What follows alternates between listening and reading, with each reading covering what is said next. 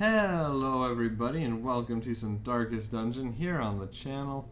This is a nice little indie RPG with a turn-based combat system where basically you go into these little dungeons and you go from room to room through these hallways finding enemies to fight. So let's hop right in here. This is the tutorial here, so I'm probably going to end up turning off tutorials in between the next two episodes so they stop popping up. But let us begin here. This is our first combat we're going to do. And we're just going to attack him once and that'll make him bleed with that skill.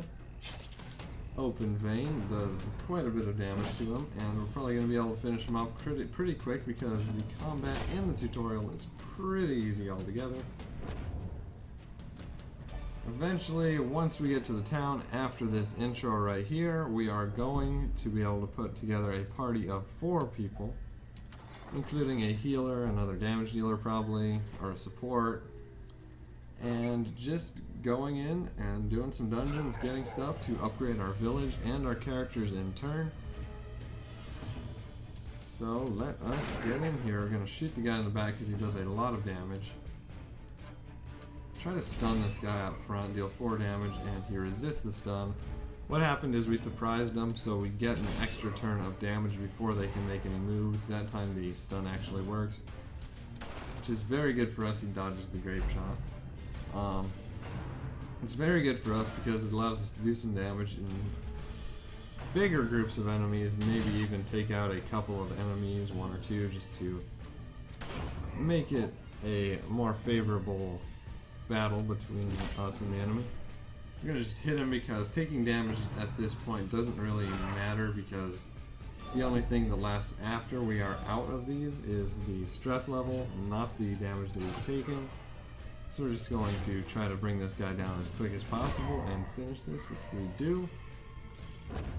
And there's no point not to use the chest just because there is not going to be any point in avoiding damage right now. It is very likely trapped, and it is. He resists the blight damage that it would have done him though. It would have put a dot on him.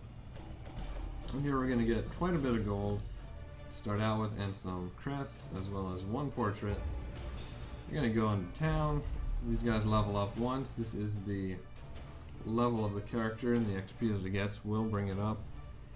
They need that to upgrade their skills once we get a guild up and running in the town and an armory, which we won't have for a few runs. And these are the quirk system of the game.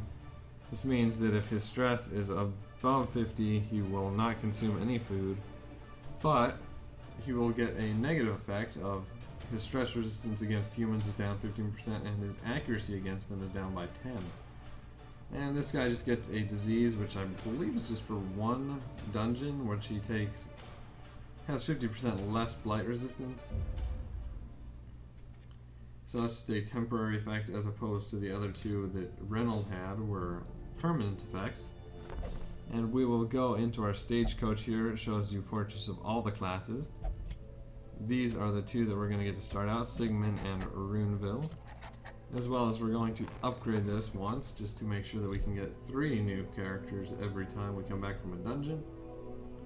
We can't yet upgrade any of these. These 2 buildings are going to be used to send our guys into to relieve their stress, for a gold price of course, but for now we are just going to go out on an adventure. As you see, you can look at all of your debuffs, like God-fearing, you can only pray for stress relief. And he's prone to stealing stuff, as well as he's got 10% damage when the torchlight is high. We'll end up seeing that in our first dungeon soon. And he's got Smite, which is just a basic melee attack. It's better against unholy creatures, and an AoE that attacks the front 2 enemies, as well as a stun, and a buff that makes him more likely to be attacked and gives him damage absorption. You can see all his resistance, his regular stats, his armor, which we haven't upgraded yet, as well as what he can do at a campfire, which we will not see for a bit. It'll take a few episodes to get to where we can do longer dungeons. And you can also switch his outfit to various different colors. I think we'll stay with the purple here. And you can look at all these guys. He's more of a ranged, he's got an AoE shot. We'll see all these in combat, and that's his melee. You can also change his gear to different colors. Same with all these, he's more of a support. You can also see where they prefer to be in the order, so we'll probably just order these 1, 2, 3, and 4 because he likes to be in the back 2, and so does she, so we're going to just put him as the tank in the front, which I don't know if front, I think it only has a slight increase of getting attacked. Sigmund and Ruinville, the usual suspects as it gives us as a name, and we are going to head into our first dungeon. Gonna take with us a dozen food, no, let's only take 8, it's a short dungeon, a shovel, a couple of keys, a torch, and a holy water. All of these I will show you what they do as we move along. The torch system, basically, you get buffs to your damage. I think you get a buff towards your damage. Maybe it's just scouting and chance to surprise monsters while the light is higher. When it's lower, you get more debuffs against you, but you also get an increase in income from where you go. We're going to have a lot of backtracking in the beginning because we're going to need to go to both of these little areas. And that was what the shovel is used for, to clear out rubble. Holy water is able to go into these like confession booths and things and give you little benefits, like it healed him for his stress damage. Sometimes it can take away negative traits for free as well. We're going to run across a couple of tracks as we proc scouting, and this does have combat in it most likely, so we're going to have to go up there. And Dismas with 50 is going to be our highest trap resistant. So we're just going to continue on up here into this room and hope the Dismas can disarm this trap. Yep. And he fails and takes 6 damage. Try to see what's in this bag, which we get 150 gold. Ignore the books because usually they'll just have a bad effect on you and nothing really good. And it looks like I only bought 1 torch while we were at the vendor, so we are probably going to have pretty low torchlight for the most of this. So it's going to be an interesting run altogether. I'm going to try to kill the guy in the back because he does a lot of stress damage. Use this self-healing damage. Going to bring him down to 1 health, which is not something we wanted. He's going to attack. But all the same, we can probably kill him if this guy gets hit with a light grenade, and he does. Now this guy's going to take 3 damage at the start of each of his turns. And we can do quite a bit of damage to every member of their party except for the guy with the shield because he is big resistant. It's going to take a lot of hits to bring him down. And they're going to do pretty decent damage to our guys. I'm going to blight the guy in front, hopefully deal some blight damage, but he does resist it. Because the guys with a lot of armor are also susceptible to more dots and other things other than physical damage. Because most of the protection is against physical damage. He's going to get knocked back and stunned, so he got repositioned there and is unable to attack. Do his AoE again. Unfortunately can't kill this guy.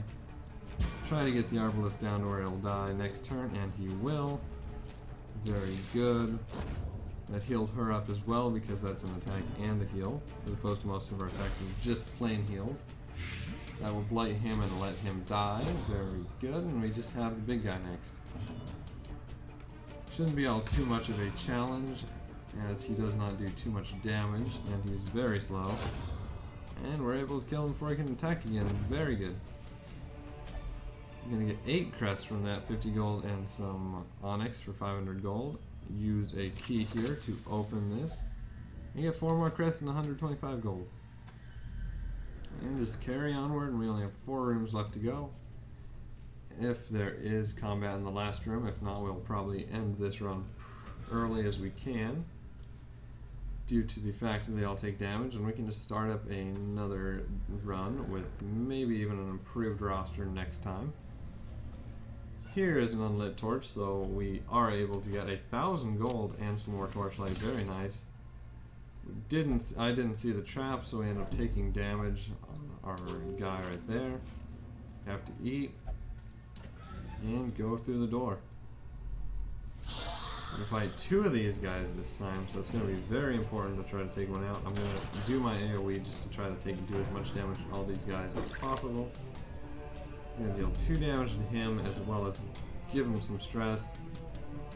Move this guy back one so that he can use his plague grenade. I didn't notice that in between fights, or I would have. Excuse me. Deal some holy damage to those guys. Kill him off.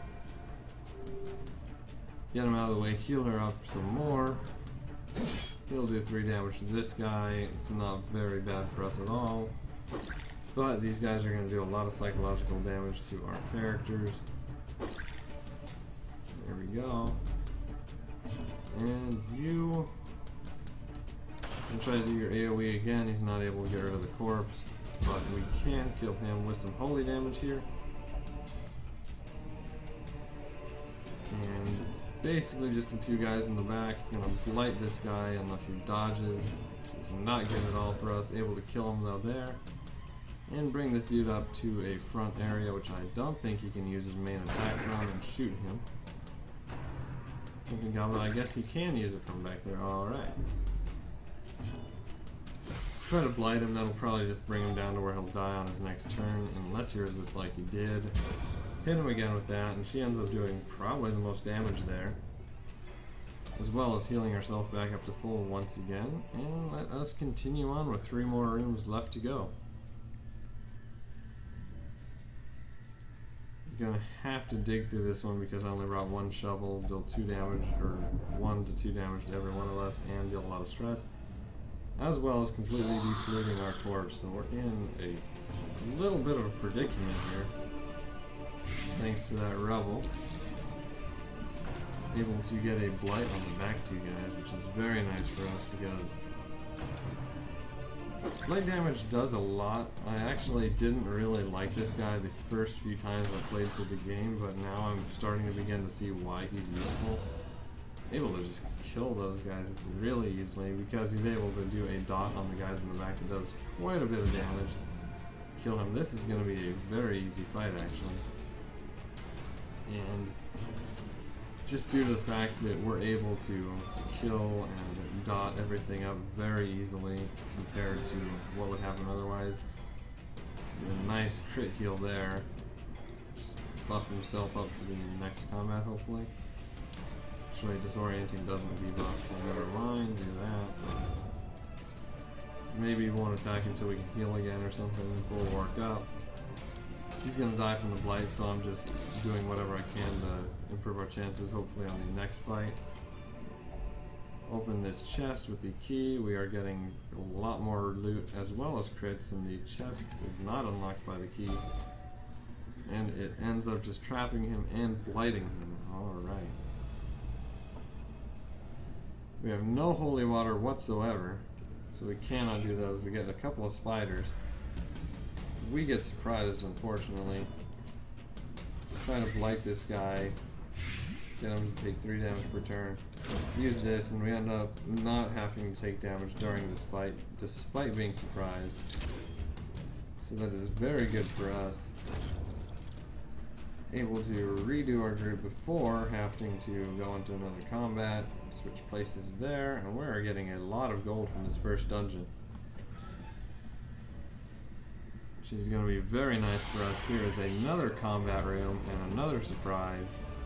Thanks to the lowly lit torch. Shoot this guy in the back for 7. Get him down to lower health. Hopefully we can blight him before his next turn. And we cannot, so he's not going to die just yet. But he is getting pretty low. She's going to be trading back 1, even though I'd rather him be closer to the back. He can still blight this guy here. He ends up doing 2 damage, but not blighting him, however. And we are still looking for our first kill here. She gets her resolve tested and succeeds the roll, so she just gets a buff and reduces everyone else's stress and her own, which is very nice. Instead of a debuff, she actually gets a buff from that, which is rare. And let her take her turn and kill this guy off. She is by far the MVP of this run. Shoot her. Won't do too much for us. Move him back up to the front. And he gets pulled upward, which actually puts our party in a better position despite testing his resolve. And he will pass as well and get powerful. Very nice. You're just getting very lucky with your rolls on this stress level. And resist the bleed there. Use that, deal 8 damage to the front guy and 3 damage to the booster shield. Gets crit, however, and gets pushed back. And stunned, so it's not good for us at all. If he takes 1 more damage, he'll be on death's door and have to roll for a chance to stay alive, and he does do that. So next time he takes damage, but with the bleed, that will be very soon. He is going to have to roll to stay alive, and we are going to, because of that, have to heal him, and we crit for 8. Which brings him away from having to do a roll for his mental stability. This guy's going to die on his next turn, so we will not worry about that. About him, that is, and we'll focus on her probably. We actually can't really do anything very important, so just switch places again. Because bleeding this guy is not going to do anything good for us at all, because of the fact that he is extremely bleed resistant. Heal him, get another crit heal on him, just keeping this guy sane. He dies, so therefore we only have 2 left to deal with. He's going to take more psychological damage, and let us throw a Plague Grenade at her.